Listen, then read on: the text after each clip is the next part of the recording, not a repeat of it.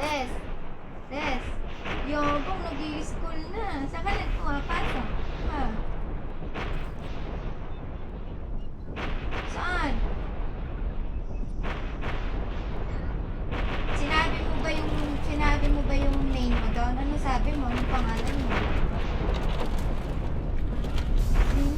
Sabi mo ba yun? Ganun ba yun? Ano sabi mo? Ikaw si Grace. Sabi mo?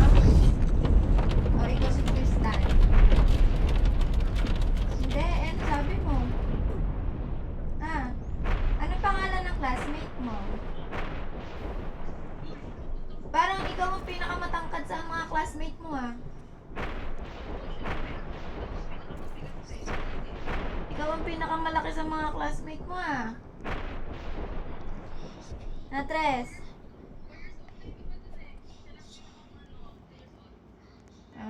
Tapos siya, sa bagay, mga babae naman kasi maliliit talaga eh. Siya yung malaki doon ano. Ay, ilang araw na yung pumapasok? Bakit talo? Hindi pumasok. Eh, ano sabi? Kaya pabalik-balik ang lagnat. Eh, dapat i-ano mo, itama mo sa oras yung gamot.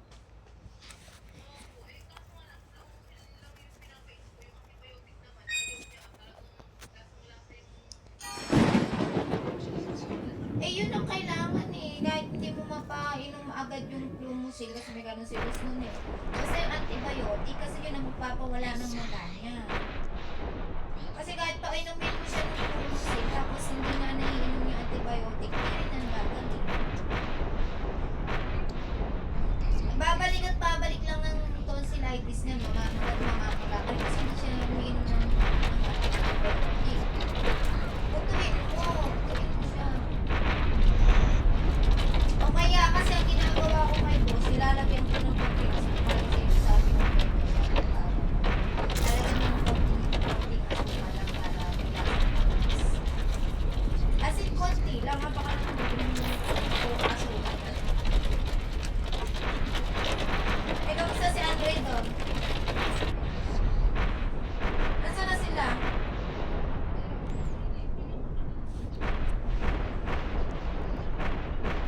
Eh, saan? Doon sila magpo-port? Ilang days sila doon? Ano mo? Pabili ka ng pag nagpunta sila baka magpunta silang away, magpabili ka ng abayanas natin. Mura lang ang bayanas doon. Siguro mga presyo lang na bayanas doon sa atin dito, 300 pesos lang pag doon. At saka yung mga pabango ng Victoria's Secret.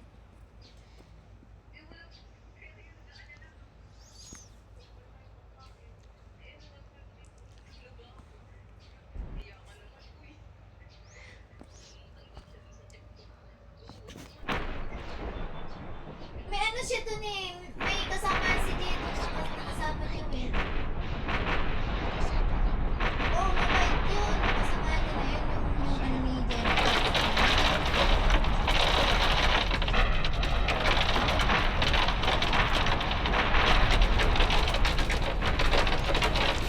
Walang masama pagka yung yung pababa ka na baka pababa ka na eh. Paano nga naman pagbaba? Pero pag magkakasama kayo pa, hanggang sa pag-umira, madali na. Walang hirap, palagi ka tayo. Sige, ganun ginagawa ko. Kaso hindi na nga siya makaano dahil inabunuhan nga niya yung kay Papa. Tapos, kami ngayon ang problema na kung bakit yung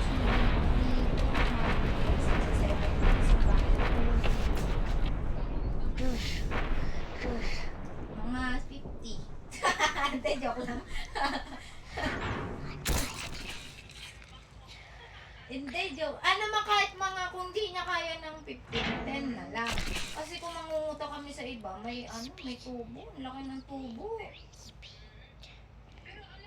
Alam mo ba, nagsabi ako kay Mary, alam mo ba ang gusto niyang tubo sa 15,000, ang gusto niyang tubo monthly, 2,500 ng 2,500, 3 months. Sabi ko, wag na nga lang ha. Sabi ko nga.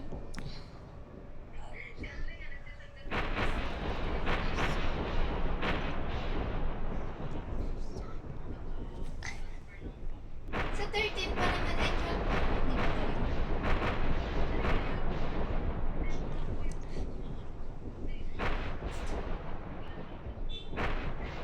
O si Mary walang problema doon. Basta good payer ka, mabilis ka makakahiram doon. Walang problema doon.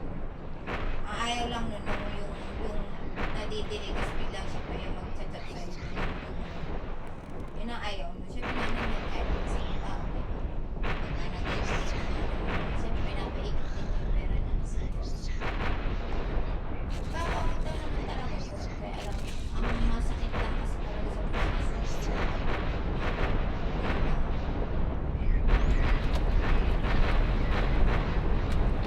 Wala ka lang din ako kasi nga nung time na yun, kailangan na natin dito. Eh buti nga naisip ko pa si Mary kung hindi tapos bigla siya tinawagan ng gano'n. At isa kaya hanap ng malitang biglaan, di ba? Eh hindi ka naman pwede bumili sa Shopee ng maleta na tig 1K.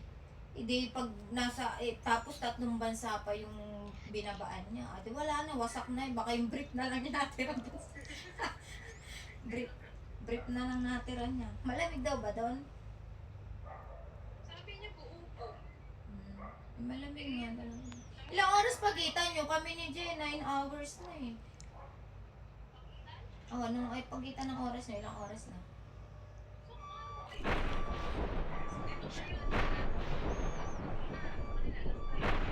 Nang? Ano oras gising niya? 5:30?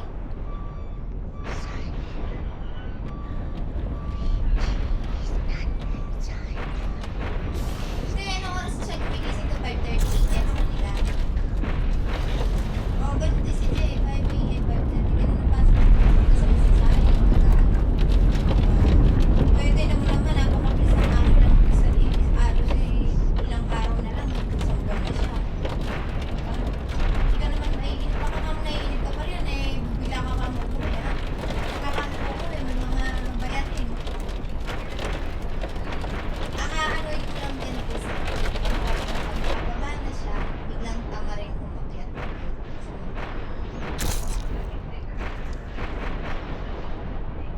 Kasi baka masusulan ni Bandong na, Brad, huwag ka nang umakyat. May pera na naman, makyat ka na lang dito. Di ba, alam mo naman yung mga yan.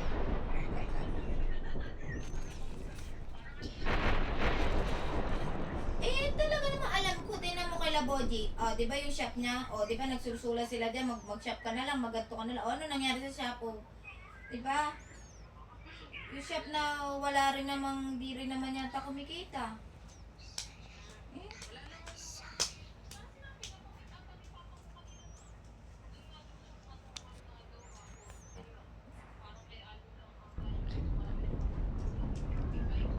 Oo.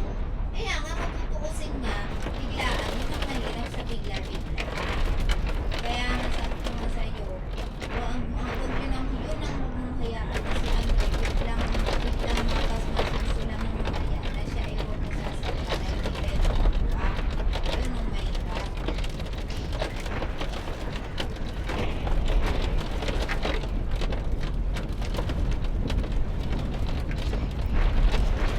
Tapos yung ganun pa, yung kay Papa pa na hindi ko nga nakausap si Papa kasi ang ino ng pangako niya na sinabi na sa November na natin kailangan bayaran yun dahil na hiniram lang din.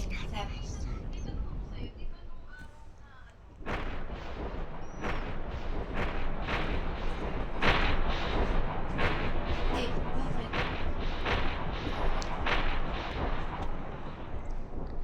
Hindi, wala na ako binanggit. Di ko na nga siya kinausap din noon.